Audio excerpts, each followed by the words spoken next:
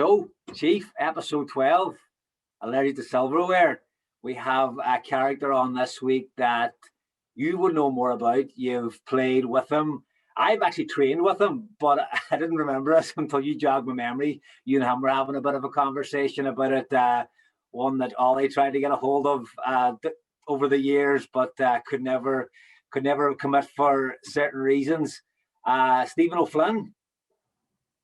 Flanner, hi, great man, hi, great character. You'll enjoy chatting to him. Hey, you definitely would have played against him. Hey, when he was at Limerick, I'm sure he might remember you better than you remember him. I'd say you might have given him a few elbows. Hey, but now great character, frustrating man to play with though. It's Stuart, like he used to always. Hey, it still rings in my ears now. Play forward, Farks. Play forward, boy.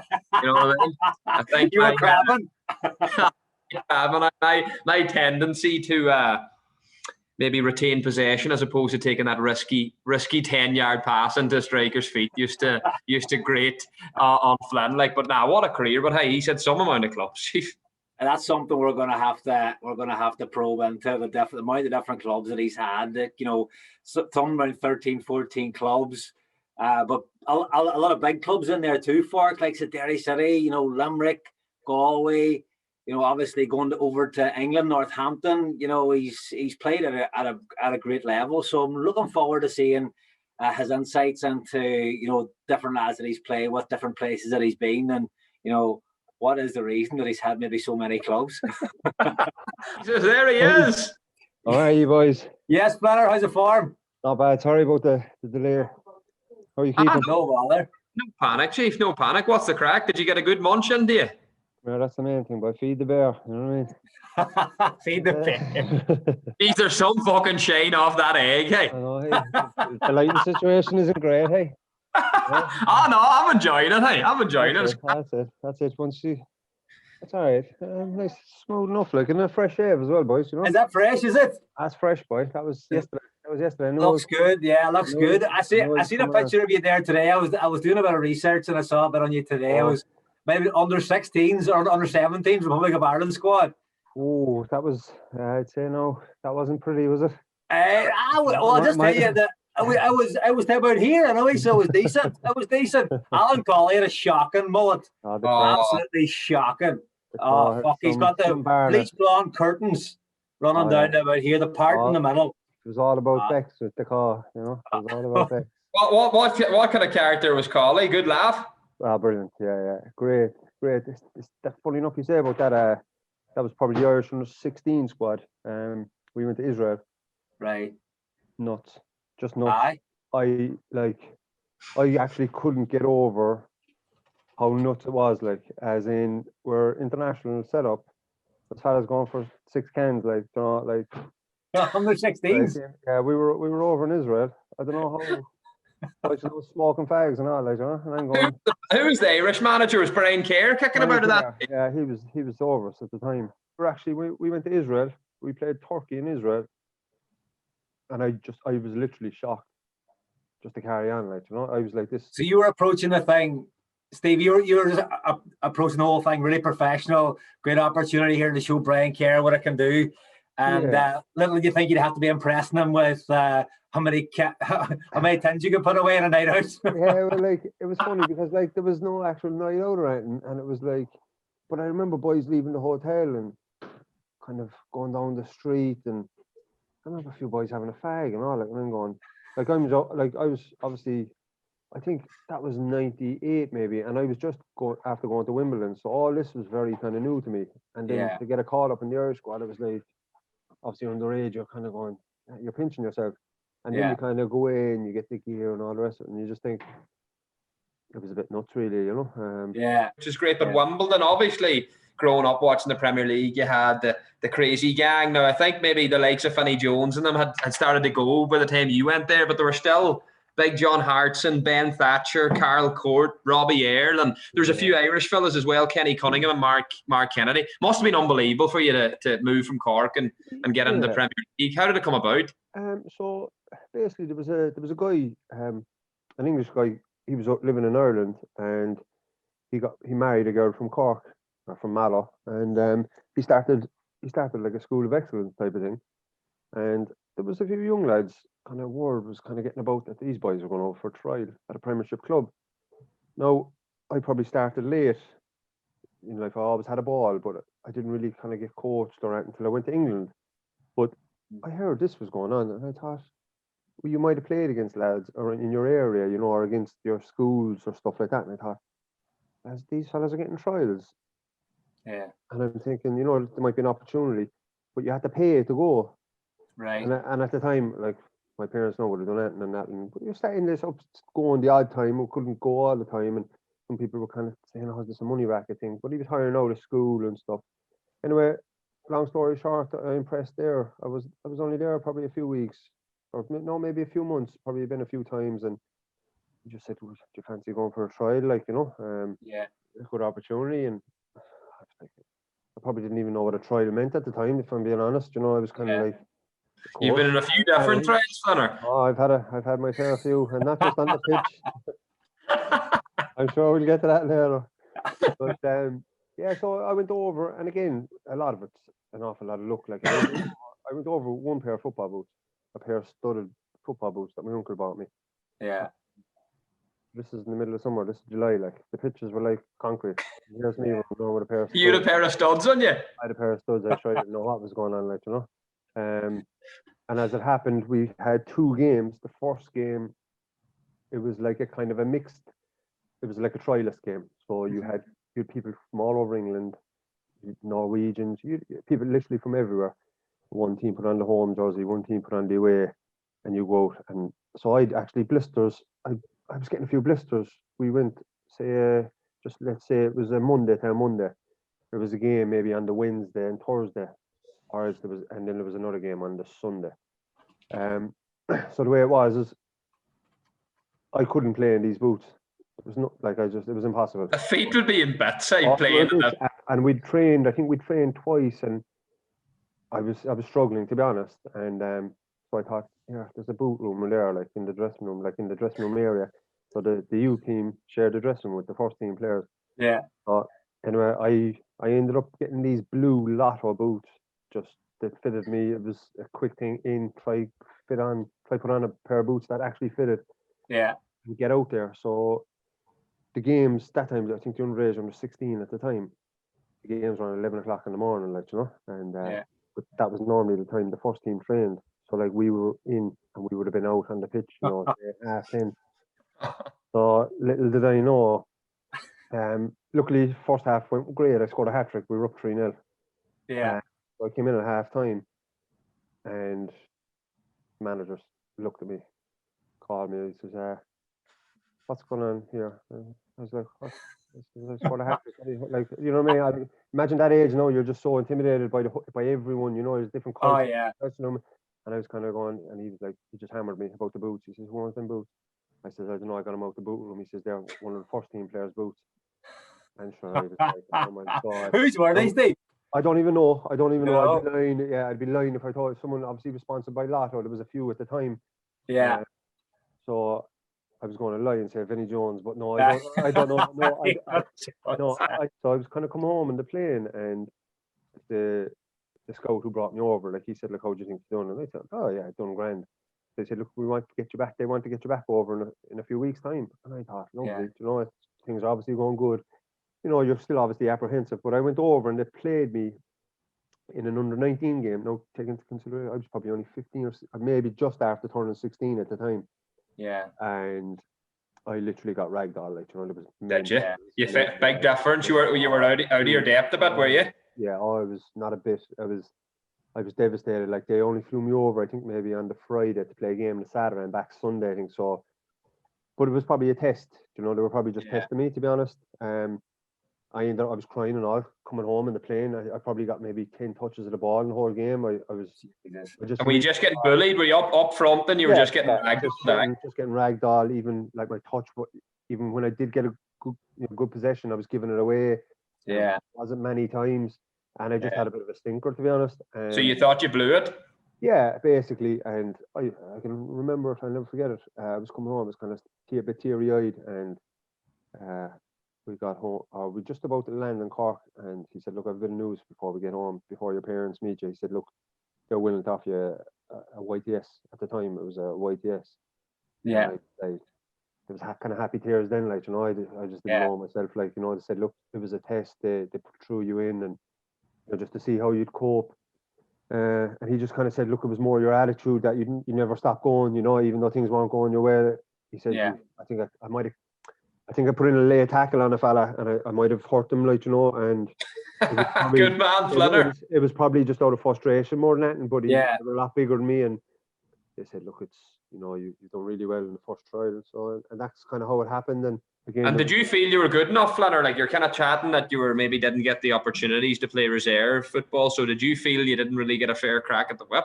Yeah, well, I done well, like, underage, I was, like, scoring goals and stuff like that, and I knew there was other boys around, and at the time, kind of Wimbledon were going for the big lads, the fats, and I probably didn't fit into that category.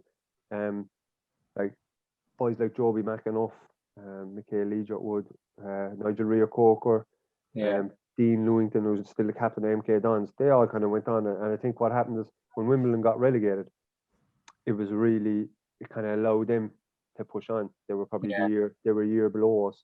So so a lot of my year, there was probably maybe only 1 or 2 out of maybe 20 that got kept on. Yeah.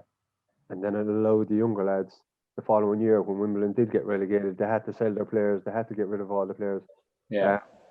You know, but going back to kind of the Irish lads, like Kenny Cunningham was brilliant to me, like, you know, brilliant. It wouldn't have been flat out chatting, but he was always in the gym, a great professional, and I used to kind of, well, Kenny's doing press ups, I'm gonna do press ups, you know, and that's the way it kind of was, you know. And he set a good example. Brilliant example, like, you know, and like at that stage you're cleaning people's boots as well, you know. So I was doing, I think, like they kind of paired you up. So I was doing Kenny Cunningham and Jason Youth. That's what I was Did doing. They tip you well at Christmas? Yeah, funny enough. Kenny did, as far as I remember, like, you know.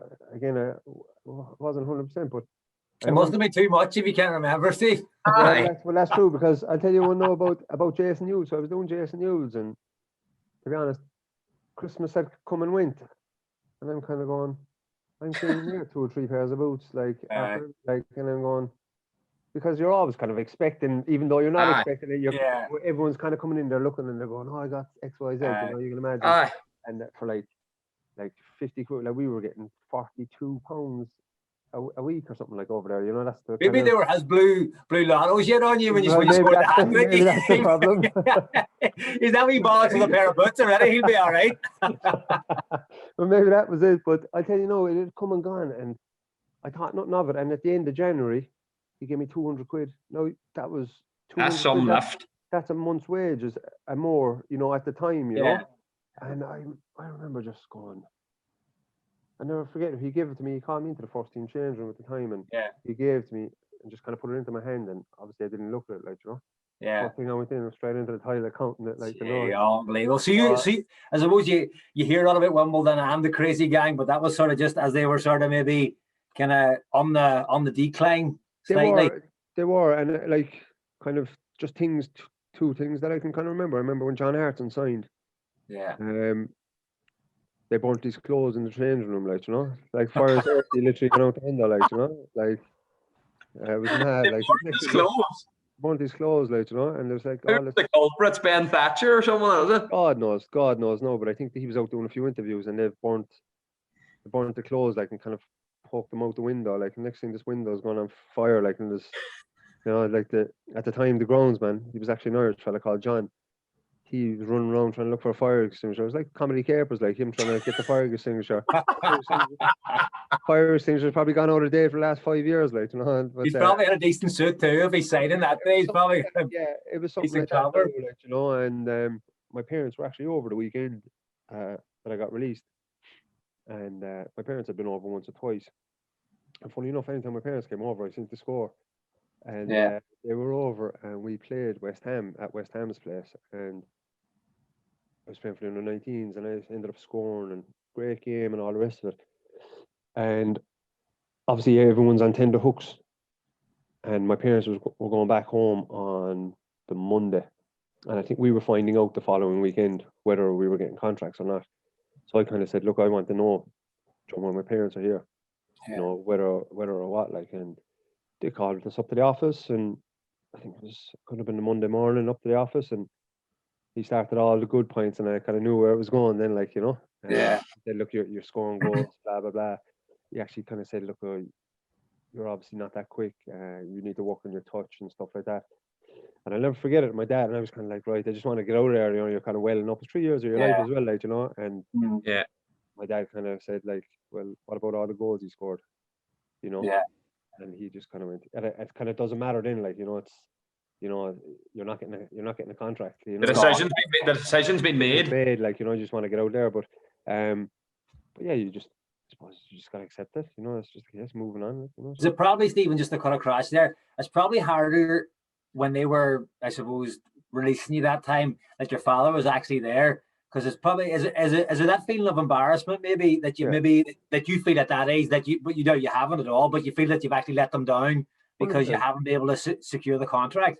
Yeah, 100%. You know, and like, you know, your parents do everything for you and stuff like that. Like, and if they weren't there, but in the other side, I wanted them to be there. I said, look, I want you to be there, because I don't want to be ringing them on Monday morning and saying, he said just they're cutting the budget, or, you know, you could make up any out. I know you, Flynn. You were hoping they'll hardly release me with mum and dad in the office. I'll get a 6-month deal. That's what I was probably thinking deep down, right? But you said your dad, but sure, and fucking mention them goals at the school. But sure, mention them piece crap up, mate. Sympathy card, like, you know, sob stories. But, whatever it takes. But yeah, no. So look, that was the first of a long chapter, like, you know. So you know, it was good times, good memories, and but again, I'll revert back to this a lot. It's all in the past, and you kind of go, what did I get from it? Life experience, and probably one or two good friends, you know, one or two really good friends who I still keep in contact with today. And I think a lot of people going through their careers will win things and stuff like that, but that kind of stuff was irrelevant to me. You know, even when it's your friends, it's people you meet along the way, like, you know, that's really who you can look back and say, you know, I'm still in touch with other people, you know. So that's what it was for me, a learning process. You know. Oh, you're singing from you're listening to lads here with a podcast called Allergic to Silverware. We didn't know the show for a career. Friendships. Yeah, but it's true though, you know, and I know people kind of laugh at it, like, you know, and you remember the nights out when you do win things, and don't get me wrong, I've looking up to one a few, just nothing major, but like, you kind of go, you know what, that team was great, or you might have played in the team, or maybe didn't win it, and you might have said good lads and great lads, and that's probably what I miss most when I did stop, you know. So when you were at the academies, just to go back slightly, when you were at the academies and you were playing against other teams, I suppose, or other academies, is there any players that you played against that did go on to do really well, really successful, maybe an England cap or anything like that? There was like, again, especially in the reserves, like, you know, like like my first ever reserve game was at Stamford Bridge, like, I ended up missing a penalty against Carlo Pedicini, saved it, and I think, and like, even to this day, sometimes I go, imagine if I scored that conference-wise, what you get from it. I ended up, again, I think it was only 16 or maybe 17 at the time, and it nearly broke me, you know. But like, the players that you've played with, the likes of Nigel Rio-Corker was probably one of the standout.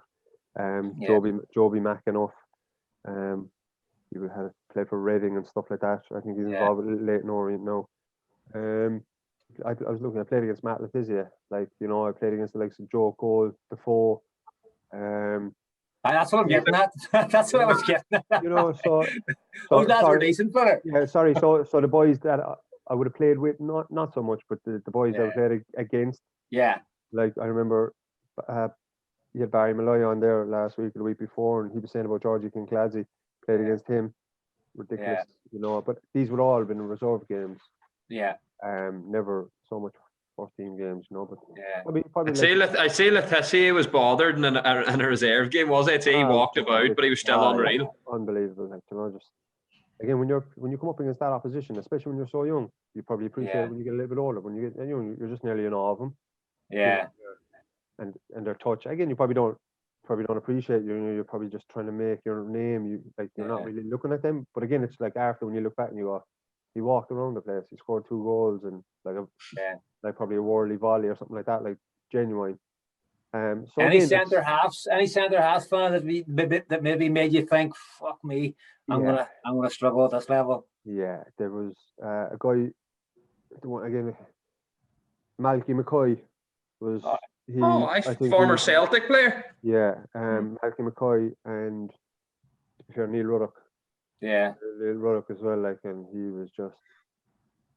Was he battering you like I? Yeah, just even the size. And again, that would have been the time we played against West Ham. So that's what you were talking. You were talking about Jermaine Defoe. You're talking about Neil Ruddock. Were the kind of 2 standout players that were playing for that West Ham, just reserved, just getting their fitness or whatever it was. Yeah. Anton Ferdinand would have been one. Maybe no, Anton wouldn't have been. No, sorry. There was a few other guys, but he was Malky McCoy and Neil Ruddock were the ones where I'm thinking, there's not a chance. Like even when you do. Were you just bouncing off them? Like were you bouncing? You're not were even. They being dirty? Like were they being dirty? Like? No, well, they would have been dirty as well. They put their foot in, but they're just so strong. Like you're thinking you're still like when you're 18, you're not even still not developed. Like you're not at your prime, and there was no like strength and conditioning classes. There was none of that. Like it was like if you wanted to go to the gym, you go to the gym. Yeah. Like your aim, like after training, was a case of clean the dressing rooms. Everyone had a road. I clean the dressing rooms, pick up the kit. Wash the shower, clean the shower, get a bite to eat, and just go home. So like some boys wanted to get out of there. I was lucky enough, and to be honest, there was a few of us who did stay on after and do a little bit more in the gym. But sure, we didn't even know what we were doing. Yeah. At the time, and I forget that. You'd end up hurting yourself. Yeah, there was a makeshift gym, and there was like a mechanism where you pushed up one, and like so you were all over the place. Yeah. Like you're trying to put on. It was madness, So I suppose you want to go home, but at the same time you're kind of ashamed to go home. But I was thinking, right, go home, move in with the family, and just play for your local club.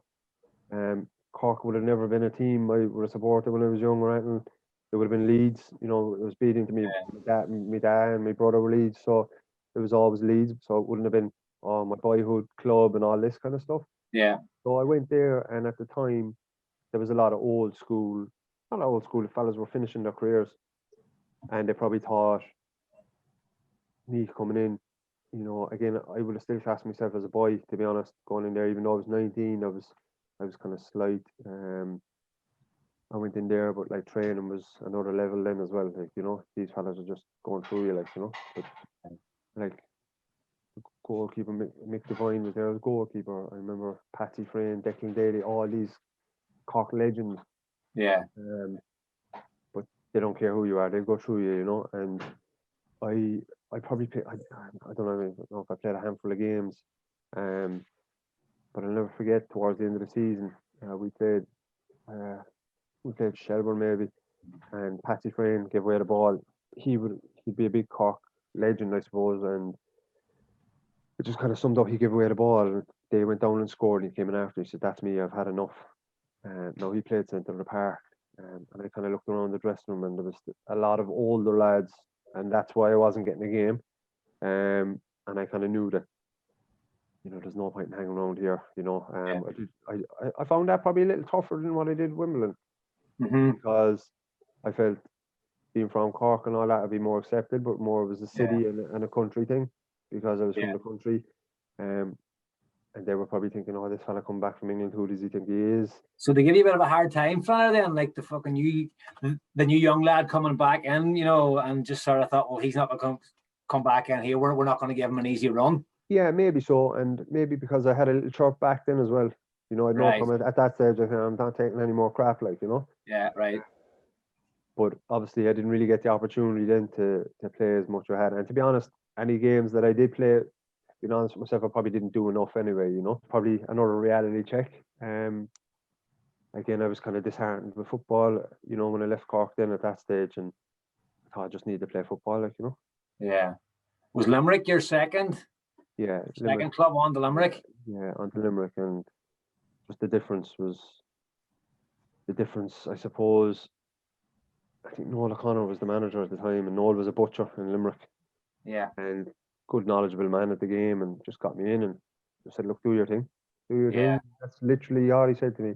He said, look, it's probably been a rough few years, you know, and again, it's your man management is vital. Like, you know, your man management is vital. Like, and even at that stage, he knew what I needed. I went We in arm around the shoulder, just. yeah, but not even so much of talking to me or anything. Just Yeah. you know, just go in and do your stuff and enjoy your football, like, you know, which I did do. And You had a great spell at Limerick, didn't you? You banged the goals in. Yeah, I did. You know, again, when you're playing every week, that's grand, you know. Like, you can't expect fellas not to be playing. Like, people want consistency, but how can you get consistency if you're not playing consistently? You know, if you're thrown in and out, you know. So, like, it's managers brand this. Oh, he needs to do it more consistency. Well, I need to play more consistency to do it. You know, like, it's a lot of managers brand this like consistency thing about, but don't even actually get the opportunity. You know, obviously, if you get the opportunity 6 or 7 games, you're not doing it. Well, then it's tough. Yeah. So I knew I was going to play every week, and as I say, that just even for my confidence alone, like, that was massive, you know. So, who were you playing up top with then? I'm sure it was a 4-4-2, was it anyway? Yeah, it was a 4-4-2. There was a guy from Kilmallock, Derek McCarthy. He was floating about, and Limerick had a good team at the time, and I think they were going high in the first division, and we came up against Derry City, in, like, I think it was a playoff game or something like that. I think they were coming down from, I think, second from bottom in the Premier, and would have played second from top in the first, or something like that. Kind of, that's the way it worked. And we went up to the Brandywell and they spanked us. Mark Farn, God rest his soul, he got a hat trick. And I think, you know, after a good season at Limerick, my memory serves me right, I think Pat Dolan was then the Cork manager, and he took me back to Cork. Which, I don't know, you know, that. Any reservations about heading back that time, Steve? No, because I felt as I had an awful lot to prove, you know. Not to anyone, to myself. I did, and I'd be like that. I would always be a better player when I'd have something to prove.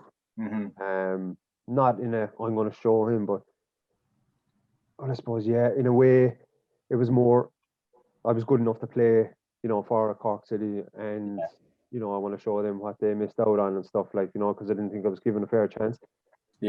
And again, you'd probably say it yourself, that's probably a lot of players will say that, you know. Some players would say, no, I've playing against your former club. Of course you want to, especially if you leave a bad taste in your mouth, you want to go back. Definitely.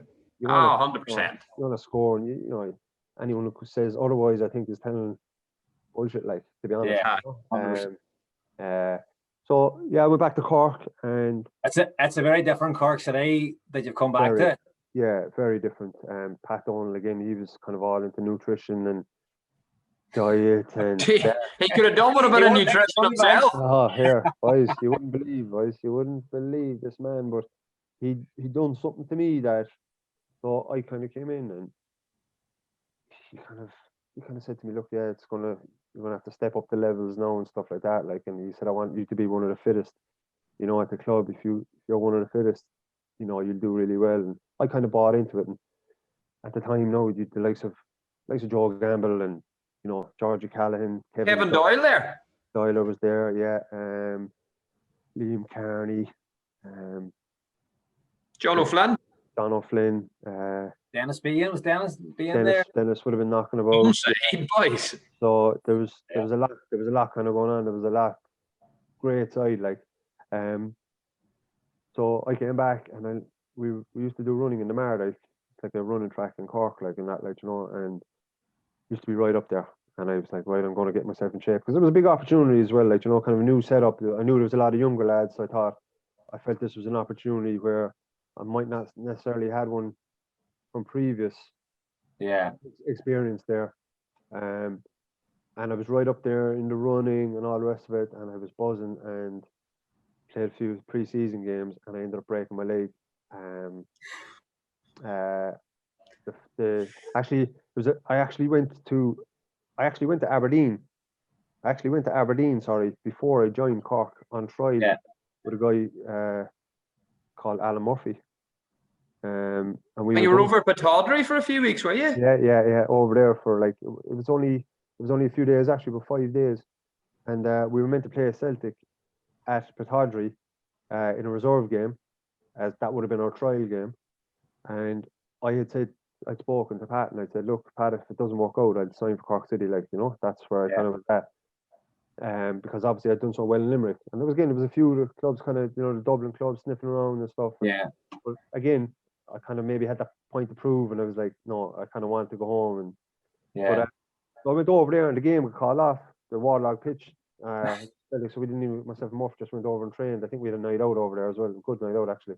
Yeah. Wasn't a totally useless journey there? It wasn't. We made sure we got some value out of it, you know.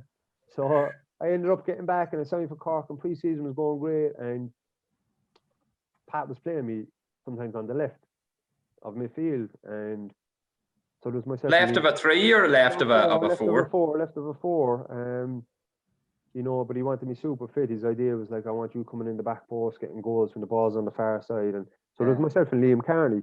Liam's great as well, like great player. So, but we were like totally different. Like I was strong, powerful. You know, Liam was small and tricky. You know, we two of us had half decent left feet. And so Liam was actually suspended for the first game of the season, which we didn't know until the week before. So it was Nip and Tuck who was going to play at the first game of the season. And then obviously Liam was suspended for the first game, so we played Galway in Terryland Park as a pre-season friendly. And Pat says, look, you're in left side, you know, whatever. And I ended up breaking my leg that night. Bad tackle, or was it? No, I actually went to tackle a boy, and my foot got caught in the ground, and I kind of kept on going, and just snapped kind of just above the ankle on the outside. So that's the whole season gone then. You're pretty much. And I think I made one appearance at the very end, like, you know, it was token gesture as a substitute or something like. So that was. Yeah. That's hard to take. But, very, very. But again, look, at the time you're devastated, and you're kind of going, like, what's going on here, like, you know? Did you think just watching Doyle at that stage, Kevin Doyle, that he was going to make it from, you know, being at Cork that time? Honestly, no. No. He was unbelievable. He was very powerful, good in the air, strong, running. He did get big goals, you know, in the European games. Now he did come across some big, get the big goals and stuff. A bit like Shane Long. I played with Longy in the reserves when I come back from my broken leg. He hadn't been, you know, he was obviously younger, so he hadn't broken into the first team. So it would have been me and him. I would have played an awful lot of games more with Shane Long in the reserves, you know. And I thought because of Shane's age, I thought this boy is something. He's a chance. Yeah, he was aggressive. He was very raw. A bit like Kevin. That's no disrespect to him. Yeah. Kevin would be probably more technically better than him. But Shane was fast. He was strong. A bit like, it's kind of similar mold, to be honest. But because he was a little younger, I was probably thinking that he might have a better chance. When they both went on to do unbelievable careers. Like, you know? Yeah. And then obviously, Flanner will take you up north, Derry. How did the move to Derry City come about? I mean, obviously you hadn't played a lot of Cork, so Derry came calling. Obviously, Stephen Kenny. How did it come about, or what was it? So what actually happened there was Pat Dolan was after getting the sack of Cork, and we were all called to the Rochestown Park Hotel. And for the meeting, it was breaking news. We didn't know what was going on. We had an idea because this wouldn't have normally happened. So Pat had, I don't know, was he resigned or sacked? I'm not 100% sure, but Pat had left the club, and I suppose we were all looking forward to getting in, you know, a season. I definitely was, you know. Pat was still there, and I was, you know, looking forward to maybe kickstarting another season or whatever. And literally after the meeting, I was called to the side by the former Cork manager who was there at my first stint, who was now in the background, you know. There was a few kind of still, you know, maybe in director's board or something like that. And they just said to me, look, Derry are after putting in a bid for you, and we're after accepting it. To say I was shocked, I nearly fell off the stool, because first of all, I thought, I've hardly kicked the football. And Derry are putting in a bid. I was like, I genuinely went, where's Derry? I literally thought, where's Derry? Like I hadn't, you know what I mean? I was again, I was like, obviously, your geography wasn't good. Wasn't the great. Like I knew it took us a long way to get there from Limerick one time, but that was, that was about it. I could tell, and 2 days. And I was like, yeah, I remember. I said I can remember playing up there. Right, that was the first thing that came into mind. I remember playing up there, and the atmosphere was unbelievable. Even though we got spanked, I said the atmosphere was unbelievable. Like, that night. Yeah. So I thought, right. I said, look, give me a day or two to think about it. And obviously, Stephen Kenny was the manager.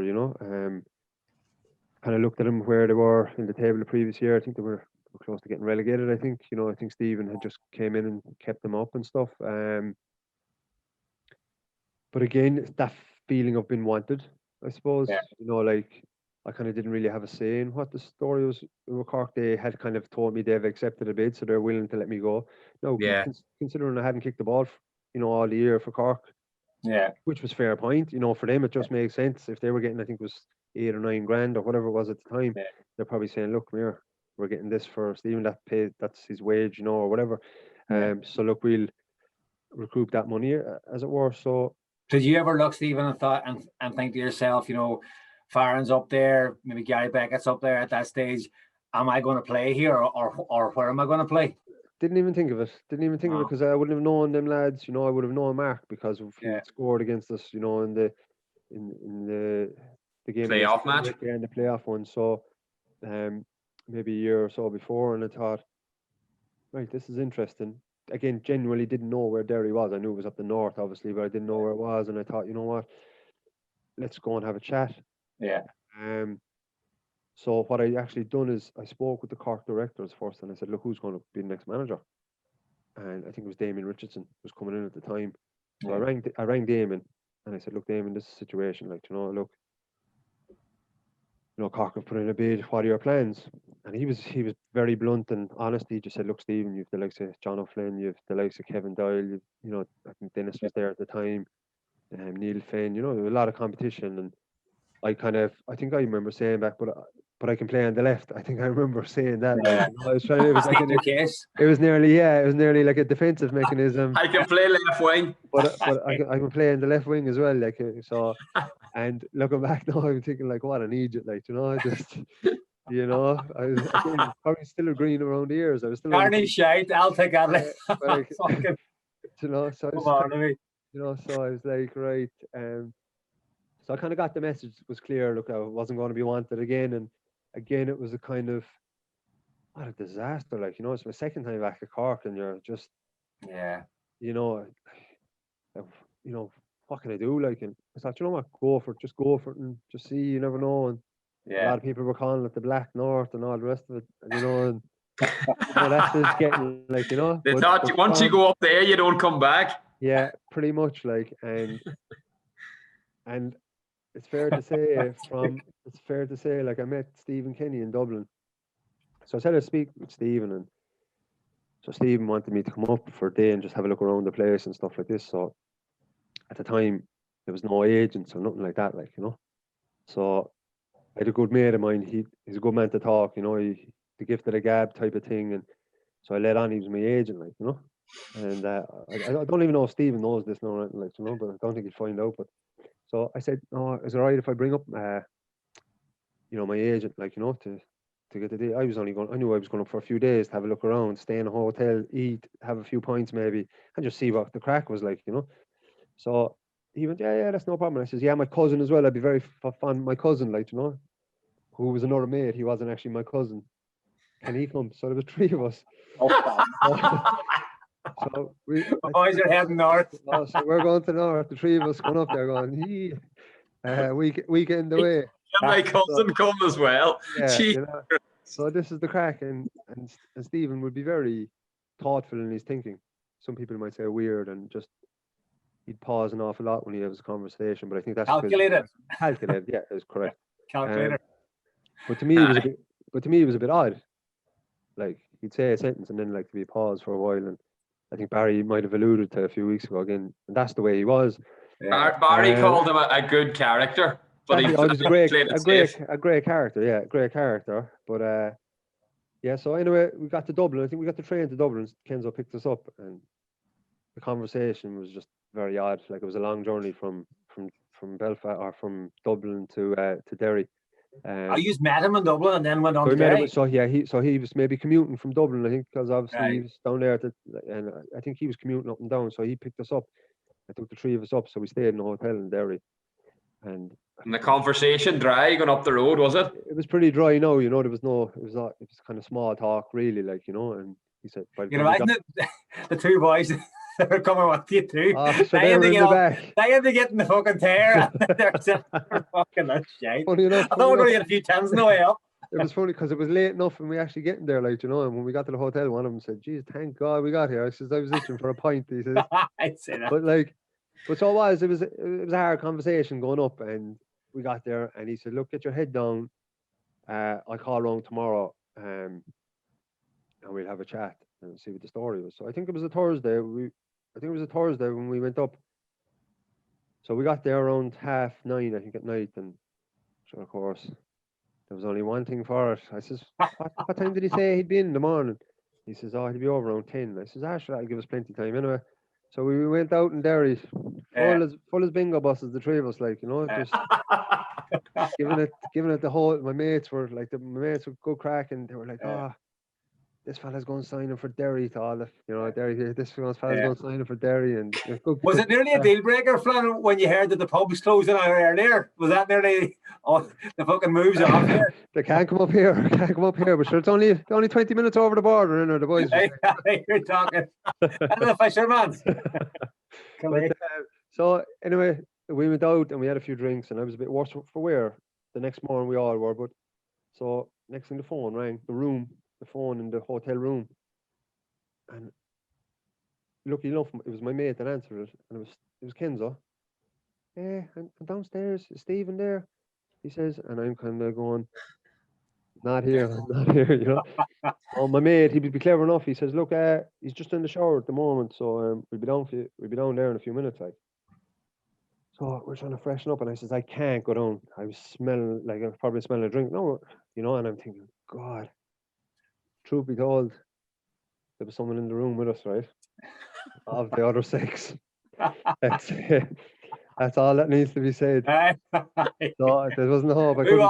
Family show here. Well, you might have to edit that, but so I couldn't go down anyway, and basically my mate went down, kind of negotiated. I kind of told him what I kind of wanted, and there was a humming and hawing to and fro, and I was properly letting Hold on, let me get this straight.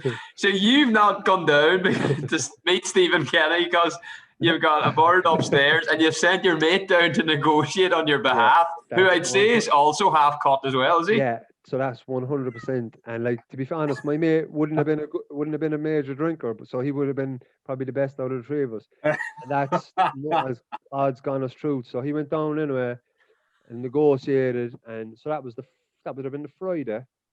That's grand. He says, "Why won't Stephen come down?" And my mate had actually kind of said something like, "Oh, well, this is the way he likes to do things," and all. It was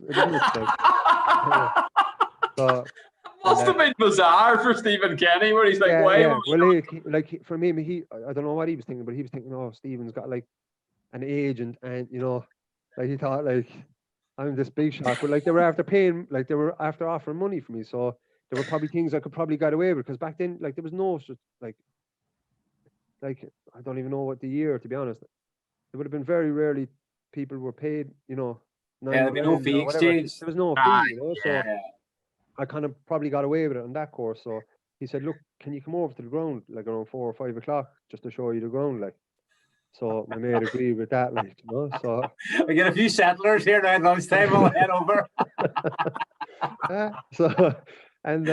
So I was gassed, like, and like, we were just, and sure, we're up the room. So he came back up anyway, and sure, we went down then for the breakfast after Kenzo had left, like, in a big fry up, and so we had steak then for dinner before we went over to the ground, and it was mad. Like, we got to the ground anyway, and everything was done deal, and he turned around in at the ground and he said to me, "We have a game against Dundalk on Sunday. What do you think?" No, I was only meant to be up Friday, and I'm meant to be going home Saturday. Yeah. So the other boys as well had to be back home, for work on Monday or whatever.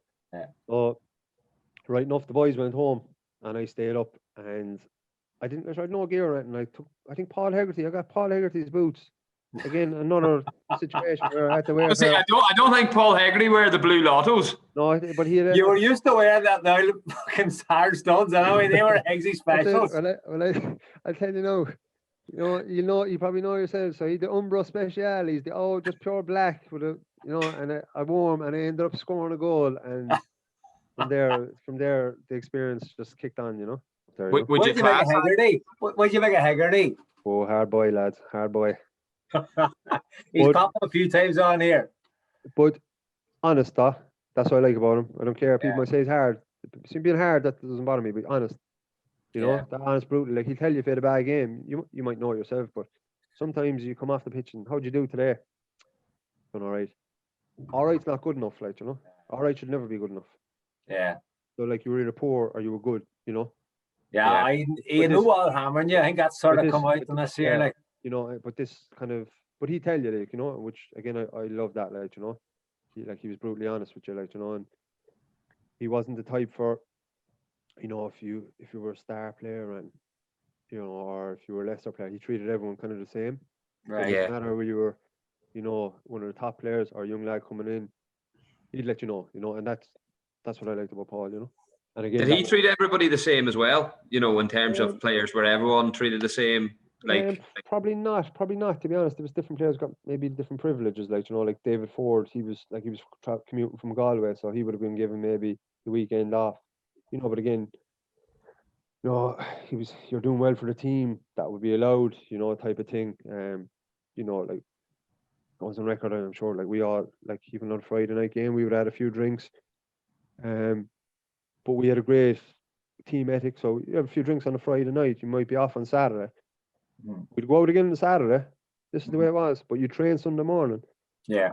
And whether you're hanging or not, you will put it in, because it wasn't accepted just that you turn up.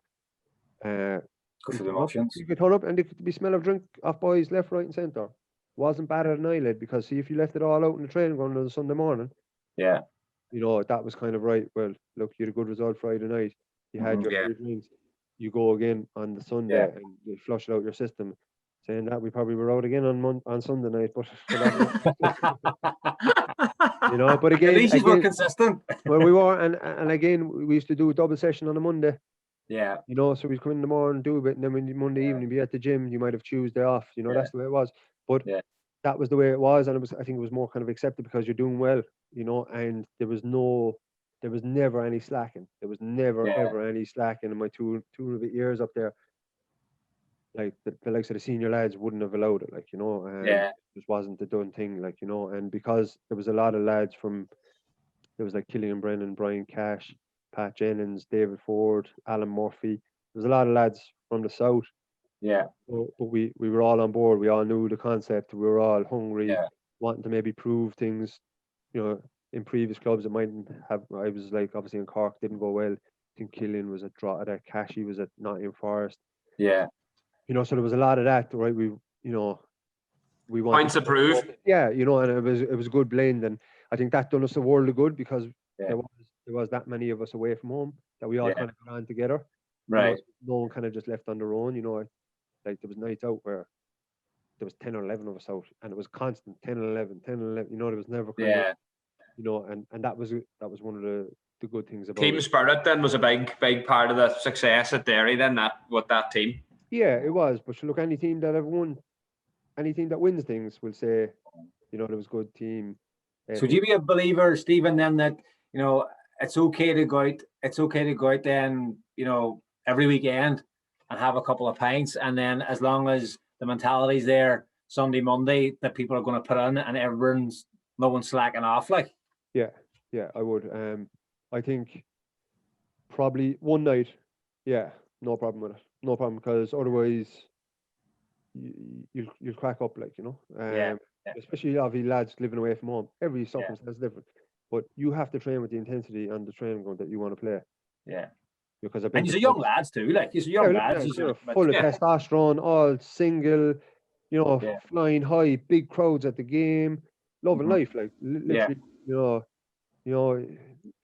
was brilliant, like, but it all reverted back to, lads, don't be getting carried away. We're working, And you would work, and you would be literally fellas getting sick, like, you know, after training and stuff. But that's the way it was, and it was kind of work hard, play hard. Yeah, that's the mentality it was, like, you know. Who was the lads? Who was the senior lads with the fucking finger on the pulse there? You know, sort of making sure this was all happening. Yeah, you Peter Hutton. Peter Hutton would have been one, but even Paul Higgs, you know, wouldn't. The management, Decky Devine, like, and Decky's still kind of like that. You can see from Decky, like, he's driven, like, you know. Yeah. You know, so that it'll come from the management, you know, to be honest as well, you know. Yeah. That's all right, have a few drinks, but you know, you're back on it now, you know. Yeah. Like, you've Sean Hargan, Peter Hutton, Eddie McCallion, Darren Kelly was up there at the time. Clive Delaney, he was up from Dublin. Yeah. You know, it kind of, I think we accepted it ourselves. Like, we knew, you know, we had something kind of good, and we were kind of about it, you know. Like, but you know, the fellas like Mark Farron, who didn't, God rest his soul, he didn't touch a drink in the Harley, like, you know what I mean? Yeah. Point against maybe, but he wasn't any less for not having a drink, you know what I mean? Yeah. So, Yeah. it was great togetherness and that, like, and again, I'll go back to kind of like when you're winning things and, you know, things are going good, everyone says, oh, that great team spirits. But I've been in teams where you didn't win things, and the team spirit has been good as well. Obviously, it doesn't reflect on maybe your results on the pitch, like, but Institute, we had a good old team spirit Institute type, but we couldn't buy a win. Yeah, but sure, we couldn't buy a win, but the crack was 90, you know, and we still have friends from that day, like, you know, so that's, you know, like, you'll not remember going to Loch All on a Tuesday night, but I remember clapping you with the Letterkenny one night, but we might come to that later. Sounds good. So do you think that maybe Forks would have is one of the main reasons for, you know, your success up in North? Did he revive your career? He was influential, playing forward passes all the time, you know, getting into me nice and quick. No, to be fair, like, you know, and like the time in Institute, like, you know, and like we'd be always having the banter, and I'd be saying to Fox, like, play forward, you know, play forward early, like, you know, crack me up, like, you know, and I'd say he went home at night going, Flanner, will you ever shut up? Do you remember the row we had up in Ballymena? Do you remember the row we had up in Ballymena? I remember fucking, I was knocking it forward to you, and you were having one of those nights, but it didn't matter to you, and not even like I would be bouncing off you. So I thought, right, if knocked 4 or 5 up the Flinner and they're bouncing, and I remember there was one time, it was about a minute before half time, and I went and I thought, nah, and I went out wide and straight away barred you, and I was fucking raging. I was shouting up the top after you too, like going fucking nuts. You were like looking at me going, what's going on here? But I was telling Cowan, like, your mentality was unbelievable. Like, I never seen, you know, anyone that had that mentality where, like, Paul Key come in at half time and, like, genuinely frustrated with you, like, going, Flanner, I'm going to take you off, like, you're not playing well, blah blah, and you'd be like, hold on a minute, Keezy, boy, I'll get you a goal, boy, I'll get you a goal. And I remember the first time you done it, right, my jaw was like nearly hit the floor. I was like, is he serious? Like, I knew you were a quality player, but it was like you weren't playing well, and I couldn't believe that was your response. And Keezy was kind of taken back, and he's like, I'll get you a goal, Keezy, boy, I'll get you a goal. And you went out, lad, and you did it. Is that your Limerick accent, is it, or the Jesus, I don't know. Get your goal, Keezy, boy. Off the back of Derry, Galway, was that the next? That was the next haunt, yeah. Next trip. Big investment in Galway at that time, Steve, was there? Yeah, Nick Leeson was the man behind the scene there, you know, the rogue trader. Right. Nick, so he was obviously involved in bringing down Bearings Bank, like, in that, like, out in America and stuff, and all the rest of it. But so he was involved, and I was kicking the teeth, getting bombed from Derry. I got a phone call from Pat Fenlon, just said, look, your services are no more. Is that how it happened? Out of the blue? So we all had a meeting as a team, and basically, like, there was lads' contracts up, and he said, look, lads, I'll be in contact with lads who wrote a contract. Yeah. The phone call lasted 20 seconds. Jesus Christ. That's probably one of the hardest ones, to be honest. Yeah. One of the hardest ones. But myself and Pat had previous, which. So we played Shelbourne.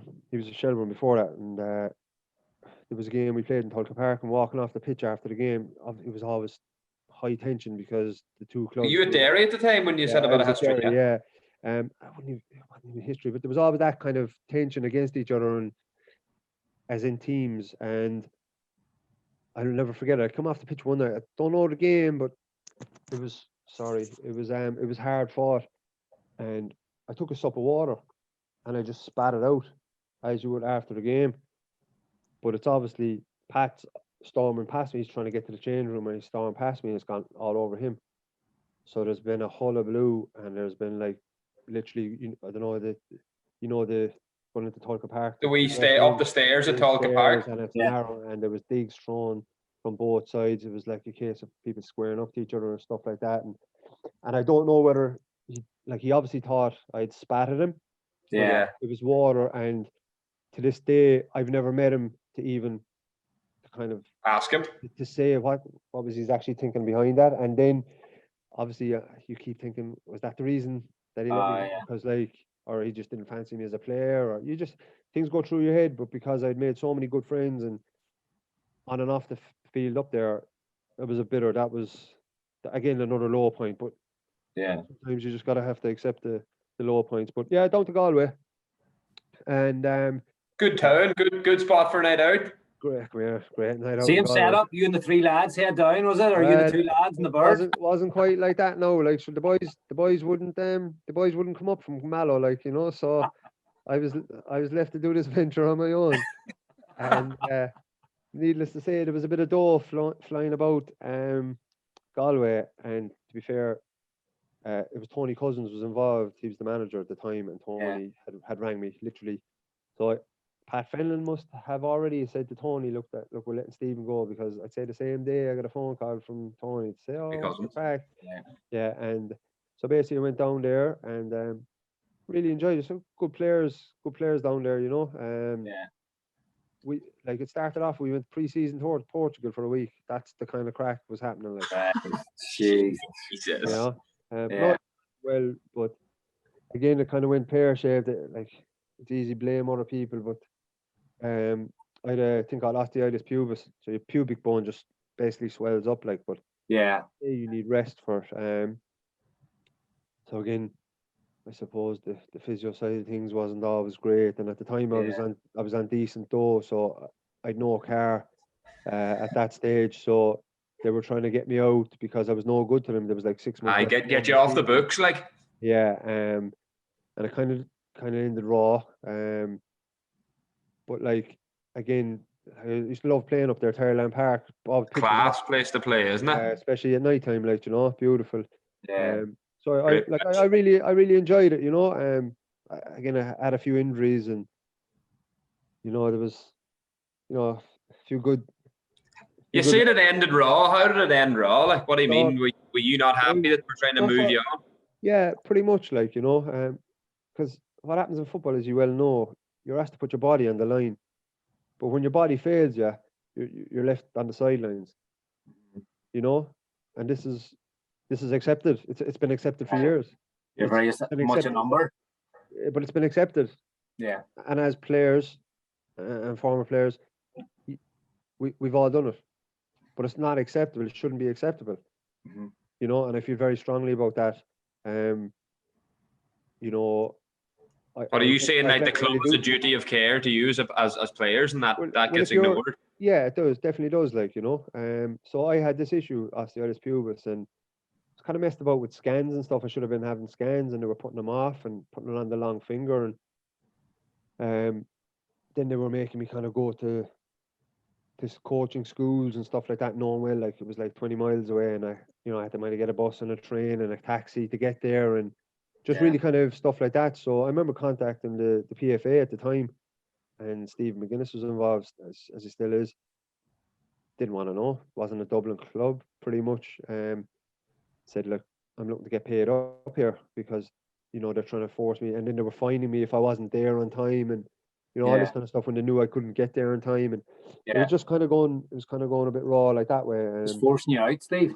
Yeah, they were, like, you know, again, financially, you know, they're every right to maybe do it, but I just thought, you know, it wasn't nice, and I was only there a year and a bit at this stage. So again, towards the end of the time, when I had the osteitis pubis, again, I was resting, sort of kind of rest periods of like a month, and then you try come back, and like, I remember one time down in Inchicore, playing St. Pat, and was Good Friday, only one actually. So it was Good Friday, and I was doing running. I didn't even have my boots with me.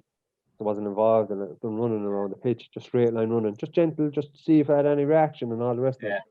So I went out before everyone started. And game had passed, so can't remember even the score, but nice chippy there beside Inchicore, like, you know, Good Friday night, like, you know, so.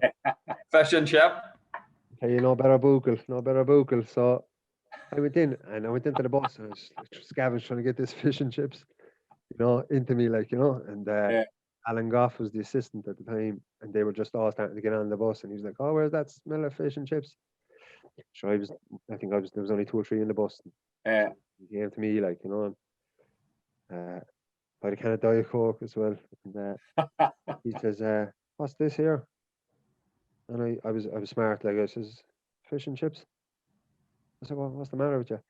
"Fish and chips." He says, "Blah, blah, blah, it's a disgrace." I said, "How's it a disgrace?" I said, "I haven't ate since pre-match today at 4 o'clock. This is nearly 10 o'clock at night." And I said, "You're calling me a disgrace?" And he started going into one about, "Oh, that's why you're injured and all this." And I just turned around. I says, "Ah, well, at least it wasn't chicken." I says, "It's Good Friday, like." And I says, I have a can of Diet Coke here, so my body fat won't be going up." I was sarcastic enough. At this stage, the lads were after getting on the bus, and he didn't take too kindly to that. And it kind of snowballed, like it was already snowballing, but that was kind of the start of it then, like, you know. At the clubs I done best at is when I played most, I played regularly, you know, so that's probably why, you know, I did do so well, you know. Galway probably being the exception. I went there, played, I actually really enjoyed it, but it was frustrating because we weren't doing so well then as a team, you know. And obviously it turned sour with my injury and stuff, which was a disaster because I was told I had the osteitis pubis at the start, and when I left Galway, I actually knew a guy in Queen's Park Rangers. He was an old Wimbledon physio, so this kind of goes back to the friendship kind of type thing. I kept in contact with him. He was like a physio, but he was a good guy, and he was a QPR, and he actually got me over to England, so I had to have an operation. I got a double hernia, which I had to take out a loan for credit union. Jesus Christ. To pay for. No, I was in and out pretty much, but at a top clinic in London and stuff. But yeah. So you were out of contract at that stage? At Galway, when I left Galway, yeah. And obviously I had the osteitis pubis stuff, and like I remember coming back, I went down to Cove Ramblers, and I was kind of training with them, and I was thinking I was getting back, and I was sore again, and And it was a hernia operation you needed? Yeah, a double hernia. So one side was nearly gone, he said, and he said the other side, he said, "Look, there's no point in doing one because the other will probably go. So you just do the 2 of them, like, you know." So, but again, you kind of just do what you need to do, like. But going back to the club situation is just more about what I felt I was going to be playing week in, week out, like, you know, and that's. You know. Much recovery time after that operation, Steve? Wasn't too bad. Again, kind of when I got back from there, when I got back from that, I done all the right things, and I had a good. I said that physio, he was the head physio QPR at the time, and he gave me a good program and stuff, and maybe I was kind of used to setbacks, and I'm just kind of like, right, look, it is what it is, like. You know, from that moment on, I was big into kind of self-belief and law of attraction, and you know, trying to stay positive, like, you know, because I had so many knockbacks and stuff like that, you know. But obviously, you still have up and down days, you know, going forward in your career. But that was a moment. But sorry, it's kind of just going off point. But no, that I think just because you're playing and you feel a part of something, everyone wants to be a part of something. Doesn't matter whether you're a footballer, whether you're a teacher, whether you do the bins. You know what I mean? You want to feel a part of something, like, you know. And I think that's very important, you know. Not to push too far in that there, but you know, you're saying, you know, this is a time in your life where you sort of maybe had a wee rethink on things. Was it a real low point for you? Did you feel that, you know, would it have been a case that maybe a bit of depression was creeping in, or is that something that, you know, that you felt was because of the injury or because of the Galway thing, or just an accumulation of all those things? Yeah, well, I've always like had ups and downs, like, you know. Yeah. And when I'd be low, like, you know, I've no problem admitting that, like, you know. It's something like I think people need to talk about more often, and I think obviously it's getting more and more out there, like, you know, and no problem saying it, like, you know. Back in the past 2 months, I've felt low up until this week. I've got myself back running and stuff, but in the main, you talk to people and stuff like that. But yeah, a lot of ups and downs, and probably reflecting on how my career was going. Great 1 minute, not so great. Sorry, that keeps on popping out.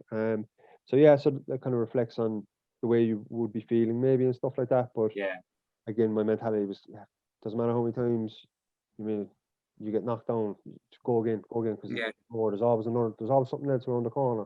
Yeah. But again, I think with age, you kind of realize, well, you can't really take things too personally, and you can't, like I fell out with like managers and stuff like that. Even situation with Fenlon, it's irrelevant if I see him now. I've got respect for his top manager, but at the time I was probably a bit grudging and stuff like that. But I'd even nearly like to meet him just to say, how I kind of was feeling and stuff like that. And I had nothing against them, but you think the whole world's against you when you're, in certain times of your life, whether it's up or down, So that would have played a big part, as well, Yeah. No, like just on that, fair play for mentioning that there. Like, I do think it's something as well, because obviously in the arena that we've played in, or that we play in, like, we're not really supposed to feel down. We're not really supposed to feel, that it's too much for us. It's a macho environment, and you don't want to ever show any weakness. Like, so the fact that you can sort of say that, and look, that's something we can include. That's something that we can leave out. It doesn't have to be. Yeah, no, I've no problem. I'm open about talking about it. I think that's what needs to be said more. You went to Northampton. That's right. Yeah, I was haunted. I was, again, an awful lot of luck. So after the Galway thing, I went to I obviously had an operation and stuff like that, and I suppose I started getting into kind of the whole kind of law of attraction type thing, and it was kind of writing down goals and setting goals for yourself, and just write down stuff. And so I had written down in my wash bag, and what I wanted to do. I wanted to get back fit. I wanted to sign for a club in Ireland and do really well and get a move. That was my set goals, right? So anyway, I ended up joining after the operation. I joined Limerick for the 3rd time. Getting done really well, scored goals, blah blah, back playing. And on New Year's Eve, I was actually sitting in a bar in Derry, and I got a phone call from an agent, a legitimate agent. Wasn't your mate? Wasn't your mate? So, and he just said, this is such and such. And I was in a bar New Year's Eve. It was actually New Year's Eve day, and I thought, this is a wind up here. But it was just like, oh, look, I want you to come over to Northampton. I was like, yeah, good one. So I hung up the phone. I thought nothing of it, and rang back again. See the number coming up. Hello, same crack. I says, yeah, you're winding me up. So I hung up twice on him, and he rang back again. So I stepped outside, and he said, no, look, genuine, this is such and such. And he said, look, League Two, Northampton, they're looking for a striker, and so you're kind of going, fair enough. And I knew kind of the likes of Joe Gamble and Dennis and a few others had been a Hartlepool. I think they were League Two, maybe League One at the time and stuff, and I was 27 at the time. I never thought I'd get the opportunity to go over. You know? But all this had went full circle because of the way I was thinking, positive thinking. But for it to happen, I was kind of wanted it all to happen within the year, and for it to happen New Year's Eve. Obviously, it was the off season in Ireland at the time, so the season would have finished in November time. So probably all December not doing anything. Enjoying you were carrying a bit of timber, Chief, were you? And that's praising me. So needless to say, I was kind of just buzzing to get an opportunity to go over, because I never played league football in England and stuff. And unreal. Again, that was another experience, So it was. Who was the manager at Northampton that time? I'll be honest with you, some guy called Samson. That'll tell you how kind of things ended up. Things panned out at the Sixfield Stadium. Yeah, again, great. I went over there, and the year it was a bad snow that time of the year. I went obviously over in January, and there was a few games called off. But the reason they had signed me because they had a fella Akinfenwa playing for them. Oh, the big fella. Yeah. So he Big Addy Akinfenwa. Aye. He got promoted to the championship there, didn't he? Yeah, he did that. Wickham. That's right. So he what was there. play? Oh, top man, sound, just like fierce, genuine. So he loved the gym. Oh, like no wonder he's called Beast Mode, like, you know. He is huge, like. Scary, like. So he was actually injured, so that's why they were looking for a striker.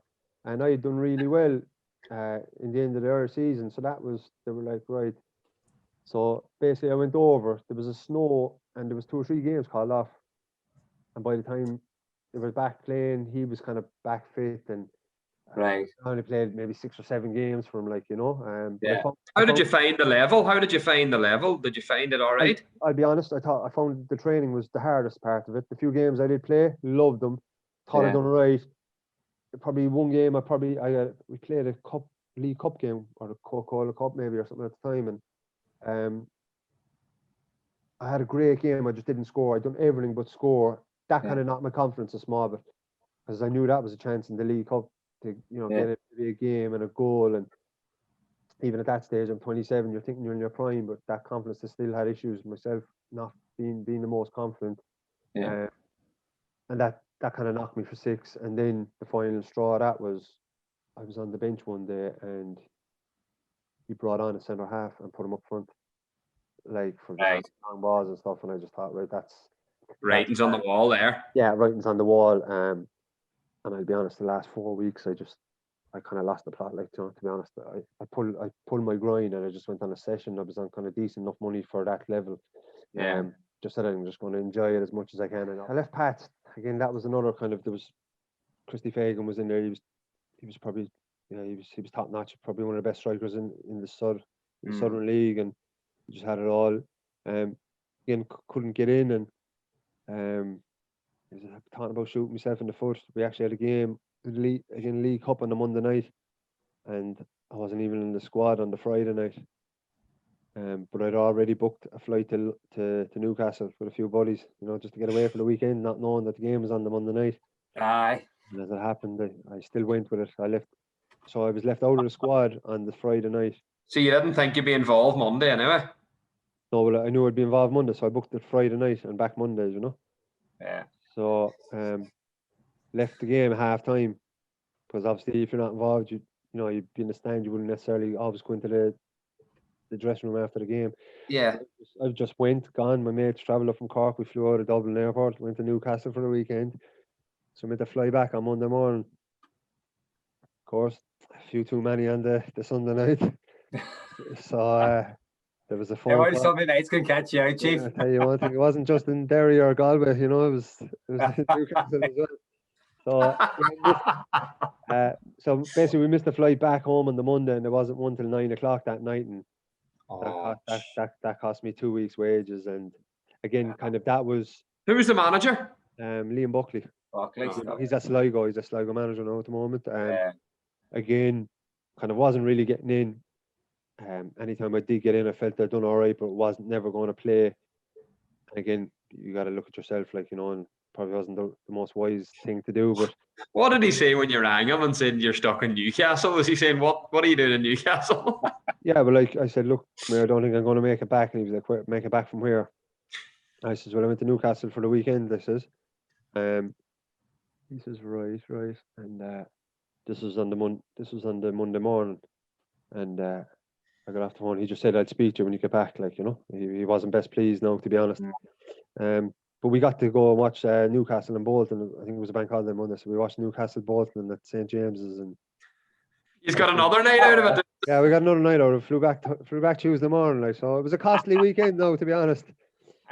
By the time we booked the flight, and I got done 2 weeks' wages as well. So basically we played Derry City in the cup final in the Aviva, and I was 30. I was after turning 30 in April, and so the cup final, I think, was probably in November time or whatever it might have been, and I wasn't even involved, and I thought that was it, and that was me gone. I says, I'm getting my tax back. I've had enough now, like, you know, I've had enough setbacks, and that's kind of, I just claimed my tax back, and that's then when obviously I went up to Finn Harps, because I thought I could go back and play. If I moved to Derry, I was actually seeing someone up there at the time, and I went back up, but I had no interest in playing. And then obviously Peter got the job down in Harps, and I went down. Obviously yourselves were there, and I remember going down training a few nights, and we were trying to see if there was any way about paying my tax back. So they were looking into maybe paying my tax back, and then obviously when I stopped playing,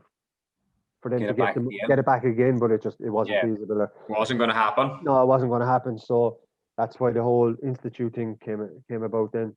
Well, Stephen Baxter came out and said that you're the best finisher in Northern Ireland. Yeah, but you on the record to say that, you know. Yeah, but like you're going to say that, like, sure, if I'm the best finisher in Northern Ireland, why am I not playing? Do you know what I mean? So that's the way I was looking at it, you know. Like, don't be telling me. Was he fond of the sauce? Did you know he was fond of the sauce when you signed? Did you know he was fond of the sauce when he signed? He must have been on it that night. He must have been on it that night. He said he got stuck in Newcastle, so he did Baxter and they interviewed him at the airport. He was probably talking about John O'Flynn, not Stephen O'Flynn.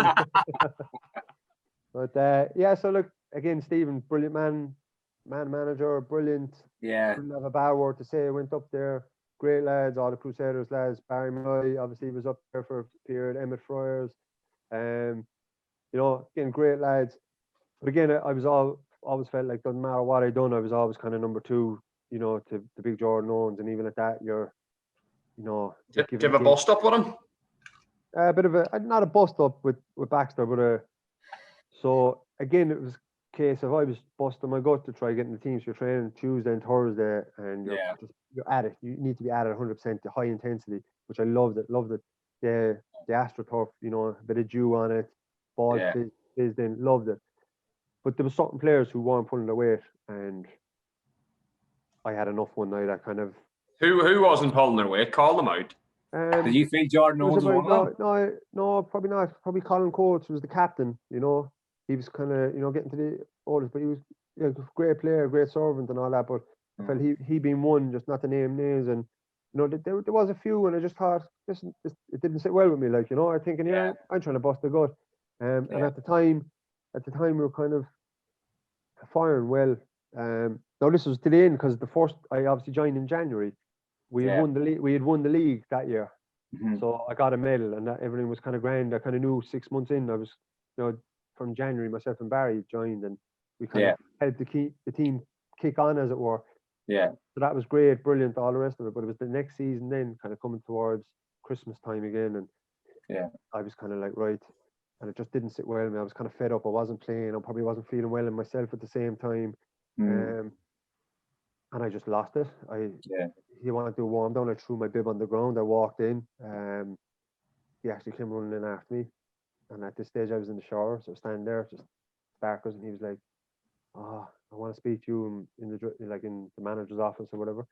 So I was just getting my shower. I was like, I nearly lost it at this. I was after seeing the red light, you know. And so I went into the office, and we threw a few fucks. Well, I did anyway. Stephen would be very humble, and you know. What was your problem, Flanner? Just to cut across you, was it just the train was so slack? Like my problem was certain people could get away with not training at 100%, and I was to my balls. But everyone kind of having a laugh and a joke, right? You know, like, and again, I'd like to think 95%, 99% of the time, it was something that I always done. I always tried to, you know, give my all or do my best, and it was just it just definitely didn't sit well. And so I kind of said, look, I want to go. I said it down there, I want to go, whether it's on loan or not, like, you know. So he tried convincing me to stay, because obviously the title running, you know, obviously from January to the end of the year, and obviously I'd scored a few goals, you know, the season before that had to, you know, win the league and stuff. And he tried convincing me to stay, but my head was gone. I needed to play again, and that thing where I didn't mind, I just needed to play. And I joined Ballymallard, you know, till the end of the season. From there, you know, so you know, I ended up then, obviously, subsequently from that, I went to from Glentoran. Yeah. Went to Glentoran, and Alan Kernan was the manager. Step down, Glentoran. Yeah. Let's say that wasn't my finest moment, you know. What I mean was your finest moment. You played a couple of games, Stephen, and you banged in a few goals as well, though. Yeah, look, it was one of them ones where I started off the season really well. So Alan Kernan, he took over as manager. Like he was at the World Cup in Italia '90. Like, you know, Alan Kernan, he was St. John manager in that as well. Sam Johnson, yeah, he was at Man City as a player, and you're thinking, this boy, you know, he's the quality. Was Nacho Novo there when you were there? No? So yeah, so this is the crack with myself and Nacho. So I got in. Myself and Nacho. Yeah, so this is the crack, like. Love that. So this is the crack. Love it. So I know he was a good lad, but so I had signed and all, and I was given the number 10 jersey, you know, and whatever. So pre-season was coming and stuff, and it was grand. It was great. I was buzzing. Training was going good. But straight away, I knew it from the start. Guys were there and they were not pulling their weight, and you just, both of you know it. You know, you've both been at clubs, and you can just feel something. You can smell it, like. You can smell it. You can smell the shit, like, pretty much. Yeah. You know, you can smell it's just not right, you know, and it was a bit clicky and stuff like that. And there's this Cork man coming into such a big club, Glentoran, great, blah, blah, blah. Yeah. And, like, obviously, I started off, played the first game of the season, and against Dungannon, and set up our goal. And we won 1-0, or we drew 1-1. Good start to the season, but I tweaked my grind, which I thought was tweaked my grind. So we gave it 6 weeks. So Nacho Novo then was brought into the club. And straight away it was a case of, by the way, he wants number 10. And Nacho has always worn number 10 with Rangers and stuff like this, and they wanted to get the jersey, and, you know, Nacho Novo number 10, get it sold, and, you know, this was the play, like the marketing strategy behind it. Me being the type of guy, probably one of the biggest mistakes. Probably not even a regret. But I said, yeah, that's no problem. So I don't care what number I wear. And I genuinely don't care if I wear number 99 or 59. Yeah. You know, it doesn't matter to me. Like, you know, once I'm playing. 69's your favourite number, isn't it? Well, some might say. The fancy ask. But no, so like, and that kind of straight away, I should have probably just stood up and said, no, I'm number 10. Give me another number. Tough. You know what I mean? This is the way it is. But I'm not. I don't have no. You know what I mean? I'm not like, oh, this is my number and all the rest of it. Yeah, it's a bit big time sometimes when you have to defend it. Yeah, is it? Yeah, do you know what I mean? And it can be seen that way. Yeah, and I just thought I don't want to get off to the wrong foot. And so what if he's bring him number 10? Like, I know I can do it. You know. So that was the kind of start that he came in, and he was a few stone overweight, and he was terrible for Glentoran, wasn't he, Nacho Novo? Yeah, he done all right, like, you know, he done all right, but he was expected to do more, I think, more so. Yeah. So basically, I didn't play as much, and I got the injection in my groin and stuff, and came back, and myself then and Curtis Allen I think we played Ards. I got 2, he scored 1. I thought, here we go, this is the start of something. Mm-hmm. 2 of us up top, we looked sharp. I was kind of coming short, he was going in behind. The first time probably as well, I was thinking, probably playing with Mark Farn, you know, fella running in behind, I'm coming in short, dropping off. You know, I thought could be partnership there. Partnership, like, you know. Manager came out at the time. I think the problem for you at Glentoran was when you gave Nacho Novo your number 10 jersey. You shouldn't have done it, Chief. Yeah, well, that's a big. I think it was a statement maybe that if I had said no, I'm the number 10. But I don't regret it. I know you didn't care, but it's big time from Nacho Novo coming to Glentoran too. Well, I think it was more from a maybe a commercial point of view. Maybe the club side of thing. Maybe I don't know the ins and outs of it, but the same fella, Nacho, was like he was alright. There was probably a few Glentoran fans with Novo number 10. What Rangers jerseys kicking about, so maybe they wanted a Glentoran. You always have to take it there, Chief. You always have to take it there. You always take it there. Glentoran is obviously East Belfast. They support Rangers. There's nothing wrong with that. I'm just saying. Sorry. No. Oh, we got a memo there, Stephen. We got a memo there. The fishing rod was under the table, all right. You know? Oh, big time. But let me tell you. Let me tell you, there was no one in East Belfast wearing off Flynn 27 or whatever it was at the time.